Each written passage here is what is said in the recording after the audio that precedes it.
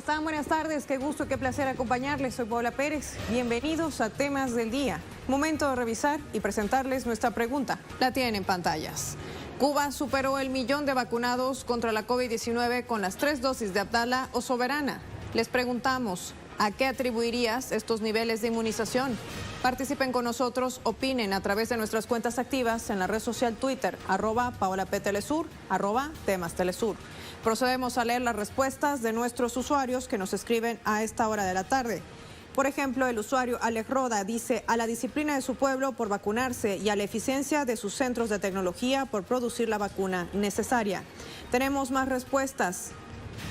Esta vez de este usuario identificado como Gato, que escribe: a la resistencia inquebrantable del pueblo y del sistema sanitario, a las injustas sanciones de Estados Unidos y la responsabilidad de cada uno de los ciudadanos y ciudadanas para tratar de no expandir el virus y vacunarse cuando les tocaba su turno. Hasta la victoria siempre. ¡Viva Cuba! Es la etiqueta que utiliza el usuario. Vamos a revisar ahora nuestro primer tema del día, que se genera en Brasil. Allí los pueblos indígenas se mantienen movilizados en rechazo a la tesis ruralista del marco temporal que el Tribunal de la Corte Suprema delibera como una medida que anularía el derecho indígena a permanecer en los territorios demarcados. Les contamos más. A propósito de esto, diversas comunidades del movimiento indigenista siguen sumándose frente al edificio del Congreso Nacional en Brasilia para exigir el respeto a la demarcación de sus tierras y rechazar además el proyecto que facilitará la exploración y explotación de sus territorios ancestrales. Es importante recordar que la Corte Suprema prevé votar el marco temporal para la aprobación definitiva del proyecto legislativo el 490, que fue aprobado de manera parcial por una comisión de la Cámara de Diputados el pasado jueves. Ya varias organizaciones han señalado la inconstitucionalidad de este proyecto de ley, que viola además el artículo 231 de la Carta Constitucional, así como los convenios internacionales de protección a los pueblos originarios.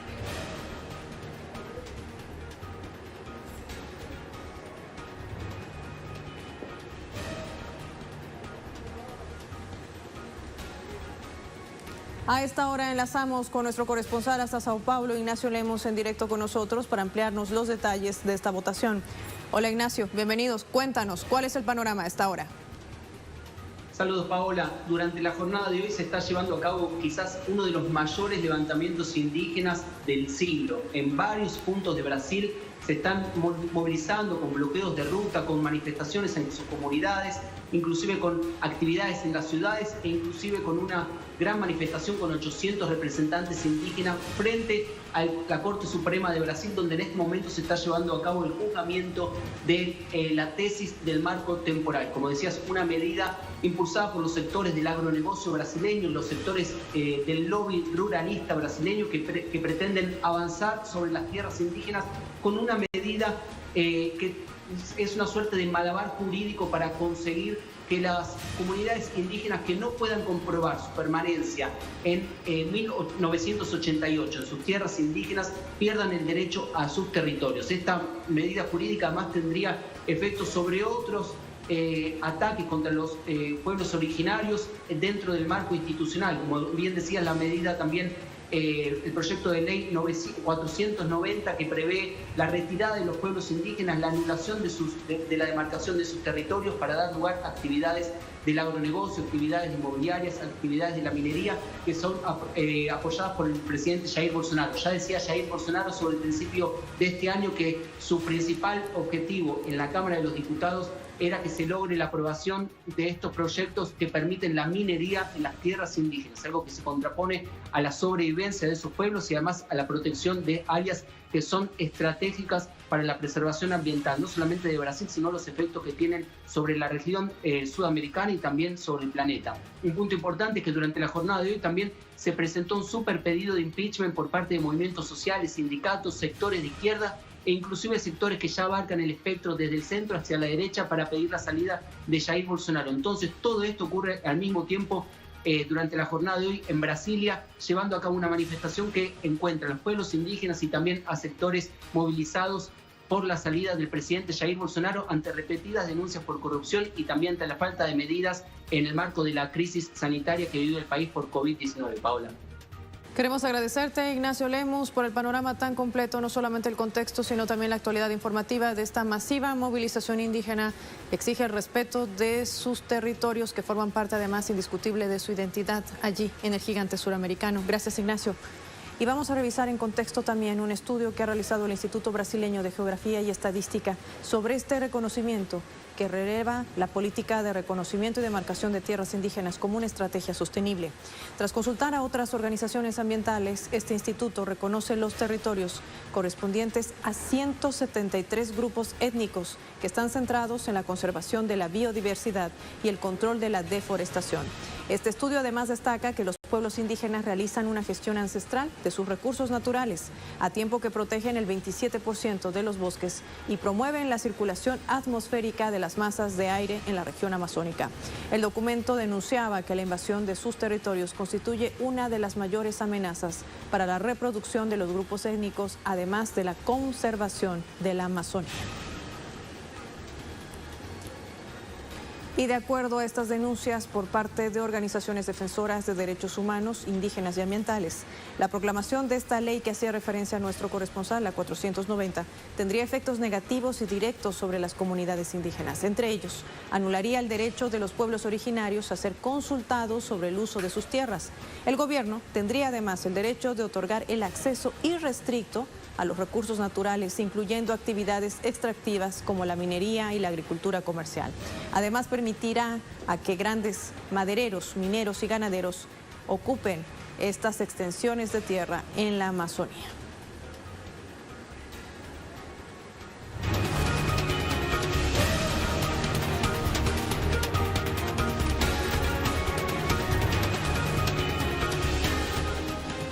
Les reiteramos nuestra pregunta del día. Participen con nosotros. Ya saben que sus opiniones nos interesan. Cuba superó el 1.000.000 de vacunados contra la COVID-19 con las 3 dosis de Abdala o Soberana. ¿A qué atribuirías estos niveles de inmunización? Participen con nosotros, opinen. Nuestras cuentas a su disposición en la red social Twitter.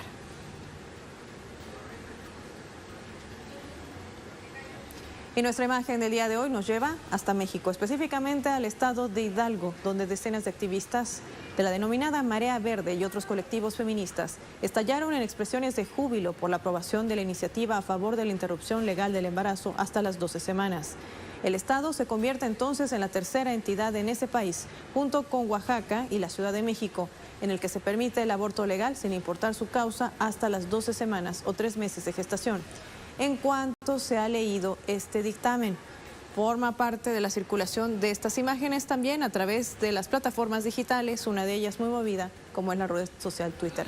Con ello marcamos una pausa, ya volvemos.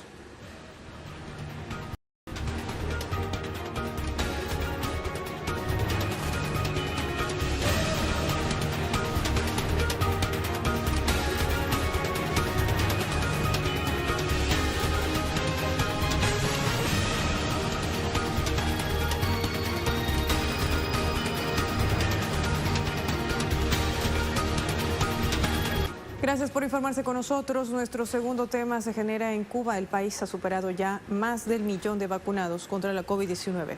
Son datos oficiales que señalan que 1.600.000 personas completaron el esquema de vacunación contra la COVID-19, que incluye 3 dosis del antígeno Abdala y 2 de la Soberana 02. Vamos a ampliar los detalles con nuestra corresponsal hasta La Habana. Lisandra Andrés nos tiene los detalles en directo. Hola, Lisandra. El presidente cubano Miguel Díaz-Canel y también primer secretario del Partido Comunista de Cuba resaltaba en esta jornada en su cuenta en Twitter que ya más de 1.000.000 de cubanos han completado el esquema de vacunación de 3 dosis con los candidatos vacunales Abdala y Soberana 02. Una feliz noticia que llega, decía el presidente, en medio de una compleja situación epidemiológica en el país, el momento más complejo en cuanto al aumento de casos y fallecidos en la isla desde que comenzó la pandemia el pasado año. Y esto es una situación que ha llevado entonces a las autoridades gubernamentales en la isla a decretar por primera vez el estado de transmisión comunitaria de la enfermedad, una decisión que entonces conlleva la aplicación de una serie de medidas dirigidas, entre otras cosas, a reforzar la vigilancia epidemiológica tanto en fronteras como hacia el interior de las comunidades más afectadas. Grupos de trabajo dirigidos por las máximas autoridades de este país han llegado hasta las zonas con una situación epidemiológica más complicada para velar por el cumplimiento cumplimiento de las nuevas medidas que corresponden a esta etapa de transmisión comunitaria y también para adaptar este plan de actuación en dependencia de las necesidades y también de los problemas hacia el interior de las comunidades, los lugares o los territorios que están siendo más afectados por la pandemia de la COVID-19. El presidente cubano también decía que es un momento para reforzar la pesquisa activa como uno de los elementos claves para detectar la mayor cantidad de casos hacia el interior de las comunidades, pero también para continuar avanzando la intervención sanitaria con los candidatos vacunales. En la capital ya se extendió a todos los municipios, también llegaba hacia la provincia de Camagüey esta intervención sanitaria con Agdala y la provincia de Matanzas, que es otro de los territorios que ha experimentado un significativo aumento de casos de contagio con la COVID-19 en los últimos días. También comenzará una intervención sanitaria con Agdala a partir del 12 de julio. Una situación compleja, como te explicaba, a la que llega Cuba en este momento, el peor momento de propagación de la COVID-19 en la isla, pero donde también continúa avanzando la intervención sanitaria con sus candidatos vacunales. Muchísimas gracias, Lisandra Andrés desde La Habana. Momento de revisar otros temas que también son noticia y que se generan en un tuit a través de las cuentas de nuestros corresponsales.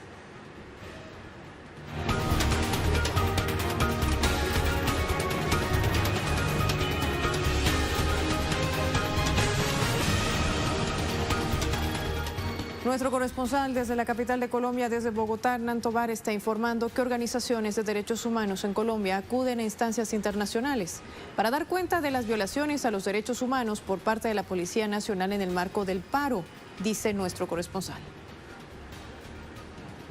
Alrededor de 300 organizaciones de derechos humanos en Colombia a nivel mundial envían un informe y una comunicación a el Consejo de Derechos Humanos de Naciones Unidas, que está sesionando actualmente en Ginebra, donde le hacen un llamado para que inste a las autoridades en Colombia para realizar las investigaciones en relación a el exceso de la brutalidad policial y la violación a los derechos humanos que se viene dando en el contexto, en el marco del paro nacional que ya cumple 2 meses de su desarrollo, pero también le instan para que asegure o garantice por parte de las autoridades de Colombia la protesta social. Dan cuenta en este informe que alrededor de 80 personas han muerto en el marco del estallido social. Alrededor de 20 casos de estas muertes estarían involucrados presuntamente integrantes de la Policía Nacional, pero también asegura que es muy compleja la situación, sobre todo en casos de desaparición forzada. Estos casos superan los 300. Se han presentado 80 lesiones oculares. Por su parte, el gobierno impulsa desde las bancadas oficiales al Congreso para que se desarrolle una ley contra el vandalismo en el país, pero no asegura nada sobre las investigaciones y la política que se debe generar para las investigaciones en cuanto a esta violencia y este ejercicio excesivo de la policía. Las organizaciones de derechos humanos siguen insistiendo en que se debe cambiar esa política al interior de la policía en cuanto a los derechos humanos y el desmonte del escuadrón móvil antidisturbios de esta institución.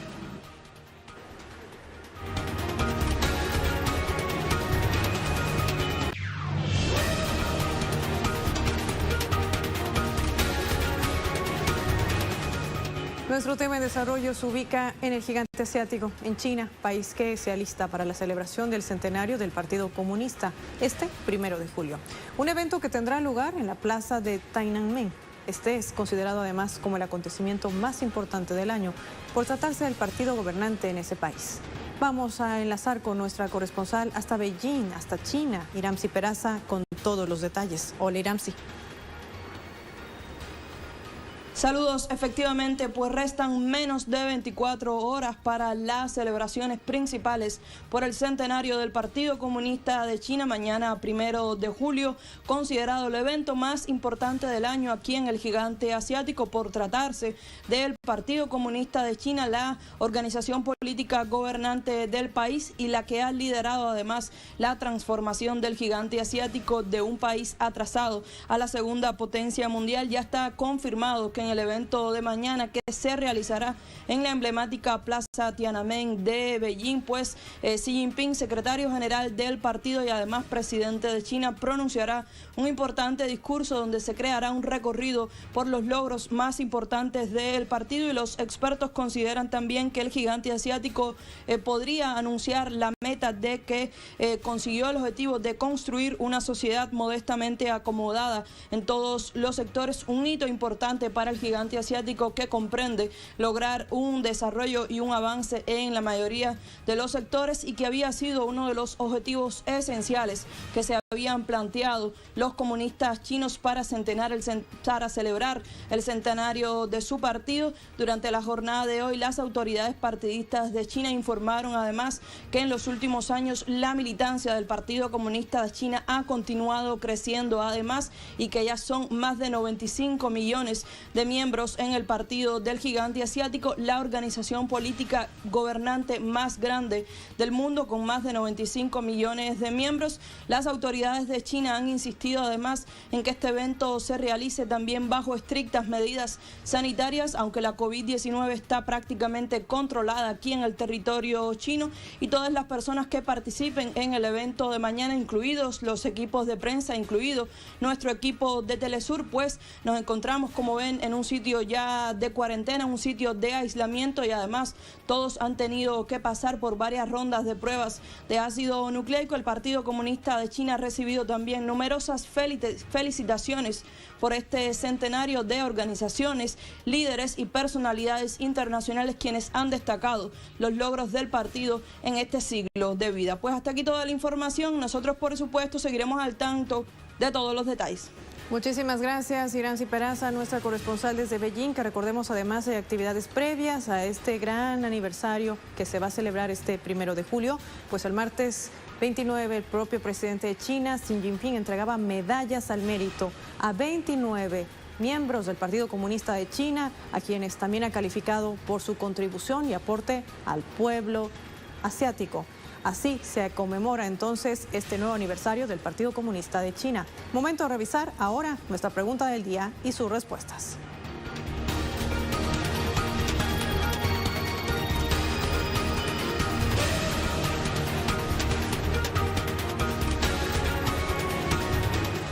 La tienen en pantalla. Cuba superó el 1.000.000 de vacunados contra la COVID-19 con las 3 dosis de Abdala o Soberana 02.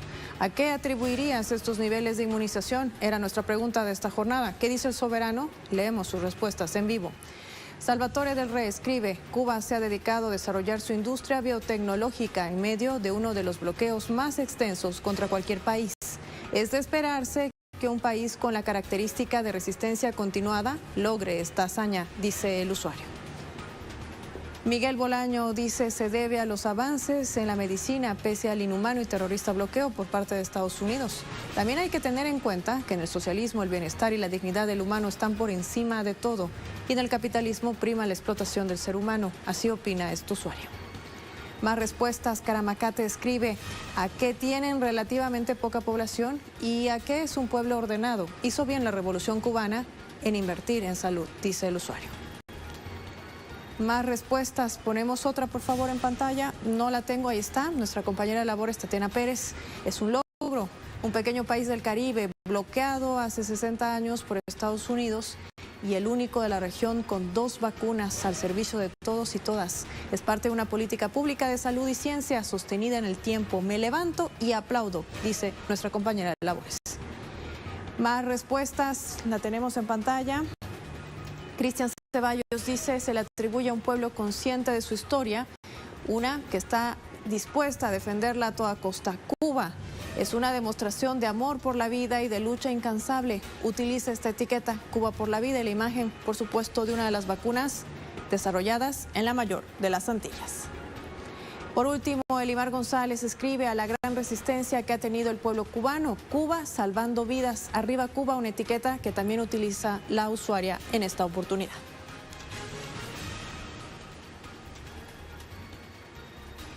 Y a propósito de nuestro tema en desarrollo, los vamos a dejar con este video web que además usted puede encontrar compilado a través de nuestra cuenta en la red social Facebook de Telesur. Y es que China está conmemorando un nuevo aniversario, esta vez 100 años de la fundación de su partido, el Partido Comunista de China. Así finaliza Temas del Día. Nuestro reencuentro mañana a las 16:30 aquí en Telesur. Adiós.